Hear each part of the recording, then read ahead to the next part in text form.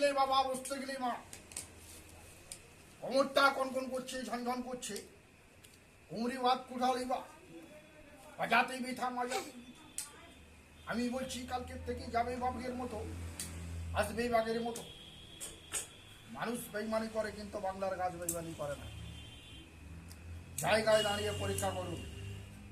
এই দিচ্ছি মায়াবতী ইন্দ্রজা। আপনার কি সমস্যা বলুন? দাদা এই হাতে লেগে আছে তাই শূন্যতে। এই হাত 2 মিনিটের মধ্যে আমি চাঙ্গা করে দেবো।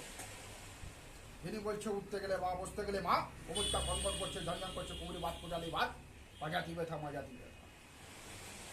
এই দেখো, এই আফ্রিকা জঙ্গল থেকে সংগ্রহ করে আনা গাছ। এই গাছের নাম শুনলে মানুষ হেগে মুতে খাবে। সেই গাছ আপনাদের সামনে দিচ্ছি। এটা হচ্ছে মায়াবতী ইন্দ্রজা। 32 খানাকে মানুষের শরীরে 206টা হাড়, সেই হাড় খানাকে মজবুত করে। এই দিচ্ছি একবার বাংলার গাছ, এটা চিনে নিন। এটা কাটা নোটে অনেক কাটার গুলপি বলে।